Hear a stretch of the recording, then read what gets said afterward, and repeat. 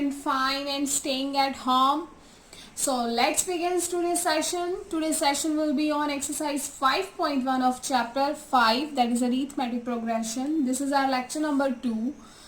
I'm already discussed complete intro of the meaning arithmetic progression and why these two are related to each other in my previous lecture number 1.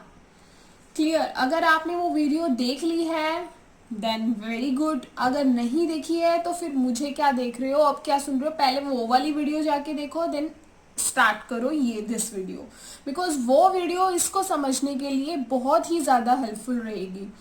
Otherwise मैंने पिछली video का link अपने description में दे दिया है, तो you can check from there. So let's begin the today session with full of energy. So आप screen पे देख ही सकते हैं, काफ़ी टाइप्स के एग्जाम्पल्स आपको दिख रहे होंगे. मेरा फर्स्ट एग्जाम्पल एपी अरिथमेटिक हमारे डेली लाइफ में यूज़ होती है, राइट लेकिन हमें पता नहीं है कि वो हमारे डेली लाइफ में कहाँ यूज़ हो रही है. तो हम कुछ उसी से रिलेटेड एग्जाम्पल लेके स्टार्ट करेंगे. कार्ड्स, आप कार्ड्स देख रहे हैं कि कार्ड्स हम बचपन में प्ले करते थे और हम कार्ड्स का एक हाउस बनाते थे. तो आप देख सकते हैं कि बच्चे एक कार्ड का हाउस बना हुआ है और कार्ड्स के हाउस में फर्स्ट बेटा हमने 3 कार्ड्स को यूज किया है, देन 6 कार्ड, देन 9, देन 12. तो इट मीन्स एक प्रॉपर पैटर्न फॉलो हो रहा है. 3 के बाद उसका डबल हुआ 6, राइट. तो 6 के बाद 9 हुआ, तो इट मीन्स 3 के बाद जो 6 हुआ उसमें 3 प्लस हुआ, 6 के बाद 9 उसमें 3, 9 के बाद 12 उसमें 3, राइट. तो वो क्या है, this is the arithmetic progression कि एक प्रॉपर पैटर्न फॉलो कर रहा है जिसमें 3 ही कॉन्स्टेंटली बढ़ रहा है. And second example you can see pocket money. Students आप देख रहे हो कि यहाँ पे 4 स्टूडेंट्स खड़े हैं. तो बेटा फर्स्ट ईयर में बच्चे की पॉकेट मनी थी first 1000 and second year 2000, third year 3000 and fourth year 4000. तो आप देख सकते हो एक कांस्टेंट में इंक्रीमेंट हो रहा है. अगर वो 1000 में इंक्रीमेंट हो रहा है तो इट मीन्स वो 1000 से ही बढ़ रहा है. अगर वो 5000 से इंक्रीमेंट होगा तो वो 5000 से होगा. एपी मीन्स आप जो प्रॉपर पैटर्न फॉलो कर रहे हो वो नंबर उसी से ही इंक्रीज होगा. जैसे 3 के बाद 6 आया कार्ड्स में, तो 3 के बाद जो 6 आया तो 3 ही प्लस हो रहा है दोनों में, तो यहाँ पर 1000 ही इंक्रीमेंट हो रहा है. अगर घटेगा तब भी वो बेटा सेम नंबर से डिक्रीज होगा, राइट एक कांस्टेंट नंबर से. आप सेकेंड एग्जांपल है बेटा बाउंसिंग बॉल्स. जो आप देख सकते हो बॉल्स हमारी क्या हो रही है, बाउंस कर रही हैं. अगर आप अपने डेली लाइफ में प्ले करते हो तो आप देखते हो कि जो बॉल्स होती हैं वो बाउंस हो रही होती हैं. मीन्स आप खेलते हो तो बाउंस करते हो ना. लेकिन अगर एक बॉल है, अगर उसका स्पेसिफिक हम बता दें कि एक बॉल है, पहले फॉल हुई 62 मीटर पे, राइट उसके बाद जब वो डाउन हुई तो वो 32 पे मीन्स हाफ ऑफ हुई है. नेक्स्ट 32 से वो जाएगी 16 पे, नेक्स्ट जाएगी वो 8 पे. तो इट मीन्स एक प्रॉपर पैटर्न फॉलो हो रहा है हमारे बाउंसिंग बॉल्स में, राइट. तो these all are the example of the AP कि मीन्स एक प्रॉपर पैटर्न फॉलो कर रहे हैं हम यहाँ पे. And last example is ladder. आप घर में देखते ही हैं लैडर्स. अब देखो अब हम जब सीढ़ियां चढ़ रहे हैं तो जो उसमें ब्रिक्स यूज होती हैं, राइट तो अगर आप बेटा फर्स्ट स्टेप कर रहे हो तो उसके बाद अब सेकंड हमारा स्टेप थोड़ा ऊपर ही होता है ना, उससे नीचे तो नहीं होता. स्टेप हमारा उससे आप देख सकते हो उससे थोड़ा ऊपर होता है. और अगर वो स्टेप हमारा ऊपर हो रहा है तो ऑब्वियस है उसमें ब्रिक ज्यादा लगेंगी, इंक्रीमेंट होगी ब्रिक्स की. और ऐसा तो नहीं है ना कि अगर एक में 1 ब्रिक लगी है, दूसरे में 2 लगेगी तो तीसरे में 3 लगेंगी. लेवल में ही हमारी बढ़ेंगी. कभी आपने देखा है कि अगर आप स्टेयर्स चढ़ रहे हो, एक तो बहुत बड़ी आपको टाइम लगा चढ़ने में, थक गए, मीन्स ऊंचाई बहुत ज्यादा है जिससे आपको प्रॉब्लम हो रही है, और फिर उसके बाद आपको वो नीचे मिल गई हो. कभी भी ऐसा नहीं हुआ ना. तो ladder is the best example. वैसे all are the best example, लेकिन लेडर आप डेली लाइफ में देख ही रहे हो. बिकॉज अगर हम बात करें बाउंसिंग बॉल की तो ज़रूरी नहीं है कि हर बच्चे को बाउंस करना बहुत पसंद हो, बॉलिंग बहुत अच्छी लगती हो. मुझे पसंद नहीं है, मुझे बिल्कुल भी पसंद नहीं है.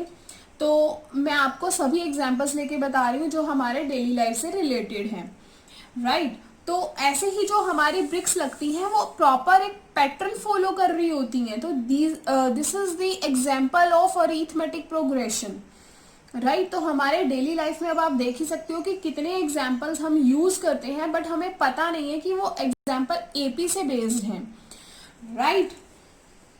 तो अब आप देखो कि मैथ्स को हम अपनी पूरी डेली लाइफ में फॉलो कर रहे हैं, बट हमें ये नहीं पता कि वो कहाँ पे फॉलो हो रहा है।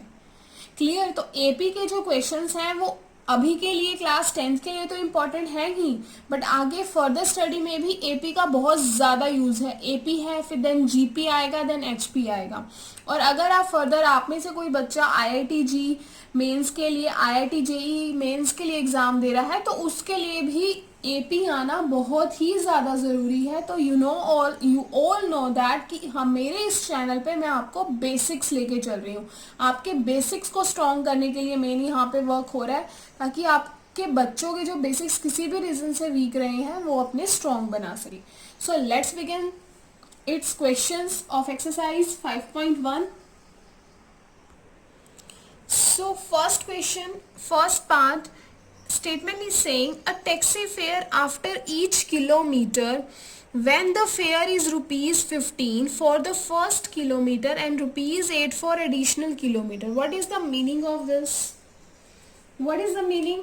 वो कह रहा है कि एक टैक्सी फेयर है जिसके ईच किलोमीटर के चार्ज लगते हैं ₹15। ईच किलोमीटर के चार्ज लगते हैं ₹15। तो बेटा आपको पता है जब हम फर्स्ट टाइम चार्ज दे रहे हैं तो उसको हम क्या बोलते हैं? ए इज ₹15। जैसे अगर आप यहाँ से कहीं जा रहे हो, ठीक है, तो आपके पास अगर अपनी एक्टिवा या बाइक नहीं है तो आपने कोई ऑटो हायर किया। अगर आप उसमें ऑटो में बैठे हो तो ऑटो वाले ने एक चार्जेस फिक्स किए हुए हैं कि यहाँ से वहाँ तक जाने के, एक बस स्टैंड तक के चार्जेस फिक्स हैं कि वो ₹10 और ₹15 और 20 ही लेगा। एक फिक्स चार्जेस है and this is the fix charges. Clear. उसके बाद वो कह रहा है for the first kilometre, clear, ₹8 for each additional kilometre. पहली बार तो उसने ₹15 लिए, उसके बाद अगर आप कहीं और 1 किलोमीटर जाना चाहते हो तो वो कह रहा है कि आप मुझे एडिशनल चार्ज दे देना ₹8। ठीक है। तो अब एडिशनल चार्ज कितने हुए? 8, यानी कि अगर ये फर्स्ट किलोमीटर के लिए मेरे ये थे, this is for our first kilometre. अगर बेटा मुझे 2 किलोमीटर जाना है, 2 किलोमीटर जाना है तो मुझे कितने ₹, देने पड़ेंगे? ये देना पड़ेगा, दैट इज ₹23। अगर मुझे 3 किलोमीटर जाना है तो 2 किलोमीटर के तो मैं ऑलरेडी 23 दे चुकी हूँ, तो इट मीन्स मुझे ₹8 और देने होंगे, तो इट विल बिकम 31, ₹31 हमें देने पड़ेंगे 3 किलोमीटर के लिए। समझ रहे हो कि उसने फर्स्ट किलोमीटर के लिए तो चार्जेस फिक्स कर दिए, these all are the additional kilometre जिसके लिए हमें पे करना होगा ₹8। क्लियर है। तो अब आप यहाँ देख सकते हो कि हर बार जो इंक्रीमेंट हो रहा है वो किसका हो रहा है? ₹8 का हो रहा है। तो it means here A is 15 and D is 8। So उसने क्वेश्चन में हमसे ये पूछा था, in which of the following situation does the list of number involve make a arithmetic progression. क्या जो क्वेश्चन दे रहा है, क्या क्वेश्चन की स्टेटमेंट को देख के हम जो बनाएंगे एपी, क्या वो एपी में है, मीन्स उसका कोई प्रॉपर पैटर्न फॉलो हो रहा है? अगर हो रहा है तो क्यों हो रहा है? तो आप देखो बेटा ये पैटर्न फॉलो हो रहा है, और क्यों हो रहा है तो आप देख सकते हो ₹8 का इंक्रीमेंट हर बार हो रहा है। Is that clear? So let's begin question number 2. So you can write first question, उसके बाद सॉल्व करने के बाद आप ऐसे statement in question first part में राइट डाउन कर सकते हो। Here the terms continually increases by the same number 8, so the list form an AP. So this is the statement of the second part. Here statement is saying amount present in a cylinder when a vacuum pump removes 1/4 of the air remaining in the cylinder at a time. It means, so first we will understood this statement. Statement is saying कि अगर आपके पास, अगर नहीं है आपके पास, because statement ऐसा कह रही है, सिलेंडर है, सिलेंडर में क्या है, क्या होती है सिलेंडर में?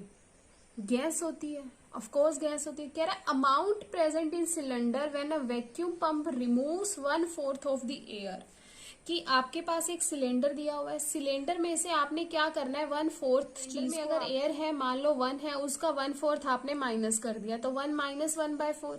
फिर वो कह रहा है कि फिर जो आपके पास एक क्वांटिटी आएगी ना, उसका 1/4 आपने फिर से माइनस कर देना है, राइट। उसका फिर से आपने 1/4 माइनस कर देना है, फिर जो आएगी फिर उस क्वांटिटी का 1/4 आपने जो बची हुई क्वांटिटी है उसमें से रिमूव कर देना है। फॉर एग्जाम्पल अब आपके पास अगर बेटा एक कोल्ड ड्रिंक की बोतल है, कोल्ड ड्रिंक की बोतल में से उसने बोला कि ये 2 लीटर की बोतल है और हर बार आपने हाफ कप लेनी है, तो एक कोल्ड ड्रिंक की बोतल में से आपने हाफ कप को रिमूव कर दिया। अब जो आपके पास कोल्ड ड्रिंक बची हुई उसमें से आप हाफ कप करोगे ना रिमूव, तो इट मीन्स पहले फुल कोल्ड ड्रिंक की बोतल में से आपने हाफ कप कोल्ड ड्रिंक पी ली, फिर जो बची हुई थी उसका आपने पी लिया। तो ऐसे ही हमने इसमें करना है, पहले फुल बोतल में से 1/4 माइनस करना है, फिर जो बचा हुआ होगा उसका 1/4 माइनस कर देना है, राइट। तो ये देखना है कि 1/4 करते करते क्या हमारे पास जो टर्म्स आ रही हैं वो एपी में है या नहीं है। Let's see, so let's begin. तो हमने बेटा यहाँ क्या किया है, let the amount present in the cylinder, amount cylinder में प्रेजेंट कितना है हमने उसको लेट कर लिया है, दैट इज x यूनिट्स। कह रहे according to the statement the list giving the present in the cylinder is given by, अब देखो पहले x यूनिट थी, अब हमें x यूनिट का 1/4 रिमूव करना है, राइट। अब हमने x यूनिट का 1/4, पहले x थी, अब x का बेटा जितना है उसका 1/4 रिमूव करना है, जितना भी हमें गिवन होगा उसी का 1/4। तो बेटा अब आप इसको 1/4 से मल्टीप्लाई करोगे, वी विल गेट x/4। आपने इसका एलसीएम लिया x/1 x/4 माइनस करके एलसीएम लेके आपका आ गया बेटा 3x/4। अब ये क्वांटिटी बची हमारे पास, अब इस क्वांटिटी का, अब बोतल थी ना, बोतल का 1/4 तो मैंने पी लिया, अब जो रिमेनिंग बोतल है, रिमेनिंग बोतल में इतनी कोल्ड ड्रिंक है, अब इसका 1/4 पीना है ना हमने, अब हमें इसका 1/4 पीना है। कोल्ड ड्रिंक की बोतल में अगर हमने हाफ कप हमें डेली बोला गया है हाफ ग्लास पीने के लिए, तो रिमेनिंग बचेगी उसका हाफ ग्लास पियेंगे ना हम। तो बेटा ये हमारे पास रिमेनिंग थी, अब इसका 1/4 इसमें से माइनस करूंगी तो 1/4 मल्टीप्लाई 3x/4, तो यहां से बेटा आ जाएगा 3x 4 जा 16। एलसीएम लेना हमने यहां से, आपको पता है 16 एलसीएम आया, माइनस करके बेटा वी विल गेट 9x/16। अब देखो जो क्वांटिटी बची उसका 1/4 हमें करना है, तो 1/4 9x डिवाइड बाय 16। अब ये कैंसिल तो हो नहीं रहा, बाय मिस्टेक कैंसिल तो हो नहीं रहा ना बेटा, तो हमारे पास क्या बचेगा 9x/16, 9x 16 4 जा 64। अब इसका एलसीएम लेके बेटा हमने माइनस किया, then we will gate 27x/16। तो बेटा हमारे पास क्या आ गया x 3x, क्या आ गया बेटा हमारे पास x 3x/4 9x/16 एंड 27/64। अब आप देखो क्या ये टर्म हमारी एपी में है, लेट्स चेक।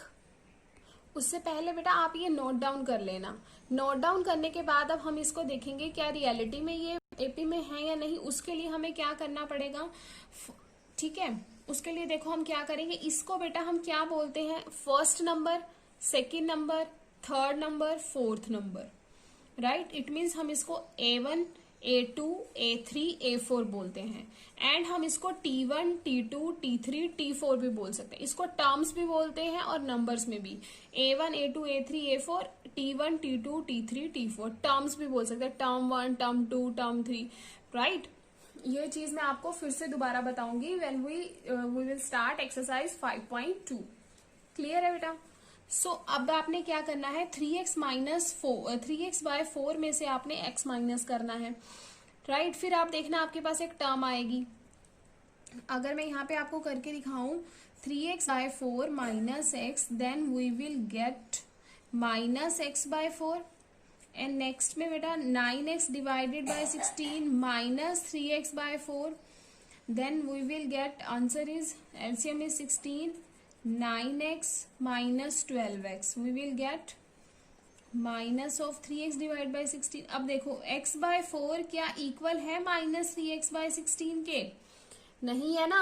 तो बेटा एपी का मतलब क्या होता है, जैसे आपको मैंने एग्जाम्पल भी दिखाए हैं कि जो कांस्टेंट टर्म में इंक्रीज हो और कांस्टेंट ही टर्म में डिक्रीज हो, it means this statement is not in AP, and from this statement we're finding the terms, and these terms are not in AP.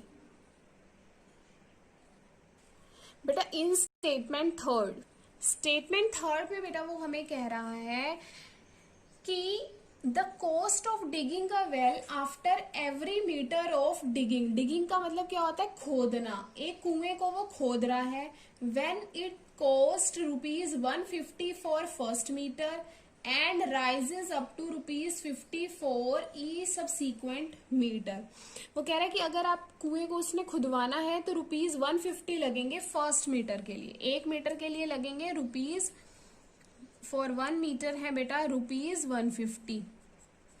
वो सेकेंड मीटर के लिए कह रहा है सबसीक्वेंट मीटर के लिए ₹50 ऐड होते जाएंगे। तो बेटा सेकेंड मीटर के लिए हमारे पास लगेंगे ₹150 प्लस ₹50, ये हमें देने पड़ेंगे ₹200। अगर मुझे 3 मीटर जाना है तो फिर इसमें ऐड करना पड़ेगा 200 में बेटा हम क्या ऐड कर देंगे ₹50, इट विल बिकम 250।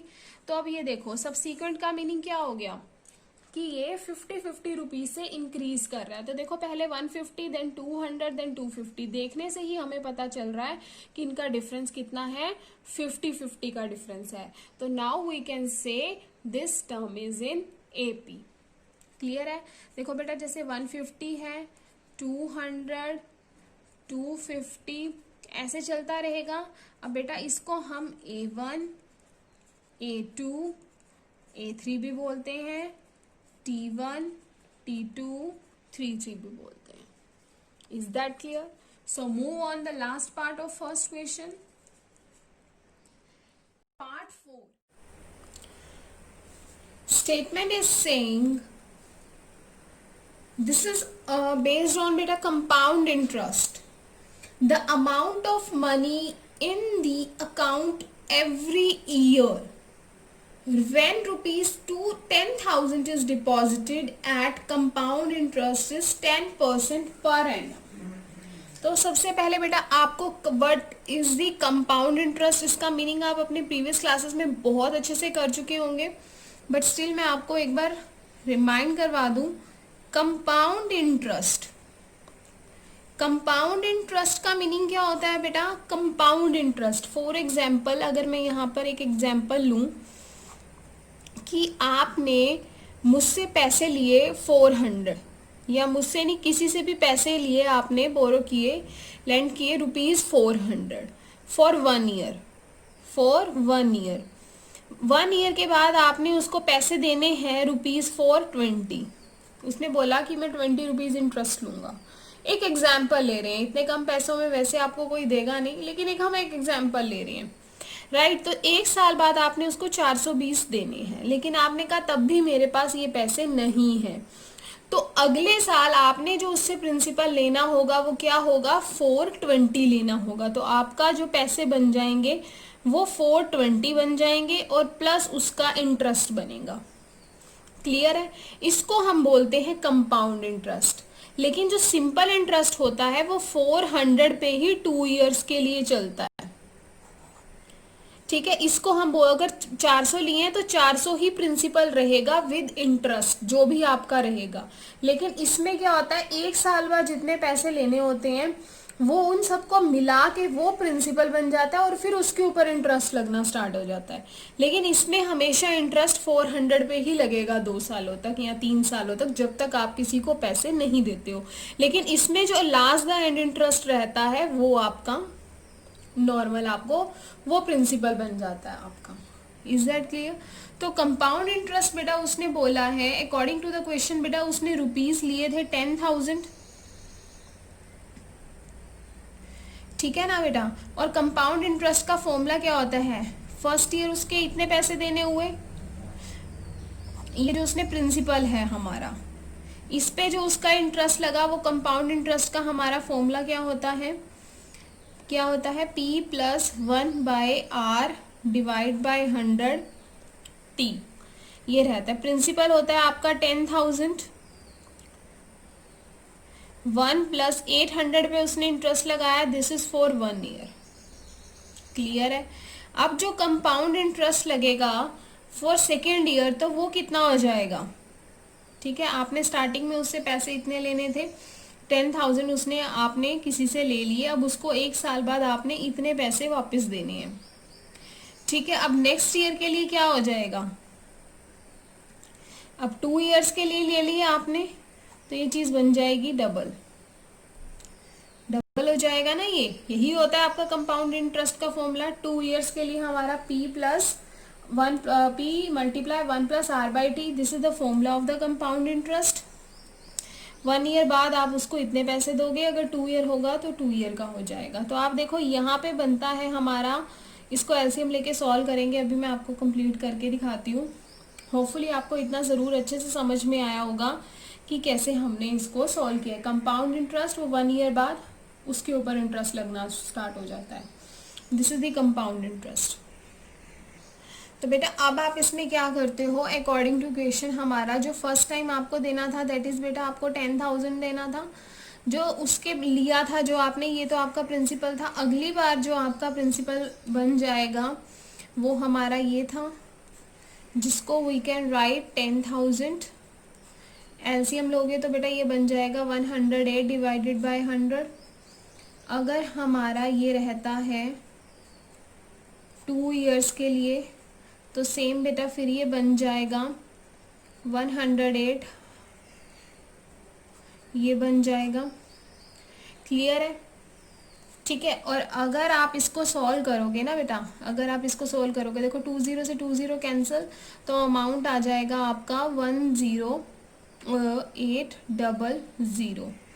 क्लियर है। अब आप इसको सॉल्व करोगे तो 20 से 20 डिडक्ट हो गई, 108 को 108 से मल्टीप्लाई करोगे, then we will get 11664। Clear है।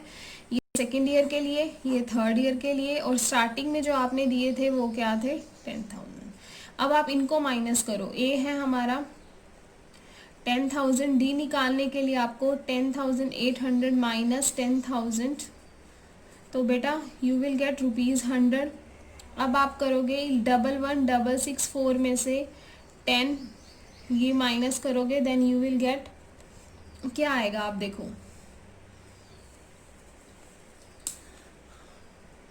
हेयर इज 0 ही है, इधर 0 गलती से बेटा हो गया हमारा। तो हम यहाँ से अगर इसको माइनस करें, ये 0 है बेटा, ठीक है। तो ये हमारा यहाँ से आएगा 4 है यहाँ पे, और यहाँ 16 में से 8 आ जाएगा। देखो ऐसे आप माइनस करके देख लेना, आपको प्रॉब्लम नहीं होनी चाहिए। 4 6 8 क्लियर है। तो आपके पास ये अमाउंट आ जाता है। अब आप देख सकते हो कि डी दोनों में सेम नहीं है, हाँ सेम नहीं है, बिल्कुल भी सेम नहीं है। तो इस केस में ये जो स्टेटमेंट है वो एपी में नहीं है। क्लियर है, ये जो स्टेटमेंट है वो एपी में नहीं है। अब आपको इसमें कंपाउंड इंटरेस्ट का मतलब भी समझ में आ गया, और कैसे क्या होता है difference between simple interest and compound interest, ये भी आपको अच्छे से क्लियर हो गया। सो होपफुली आपने वीडियो को बहुत अच्छे से एंजॉय किया है और क्वेश्चन 1 को बहुत क्लियरली समझा है फ्रॉम द बेसिक्स। अगर ये बात सच है then hit the like button. Clear. So मिलते हैं बेटा अपनी नेक्स्ट वीडियो में फुल ऑफ एनर्जी के साथ।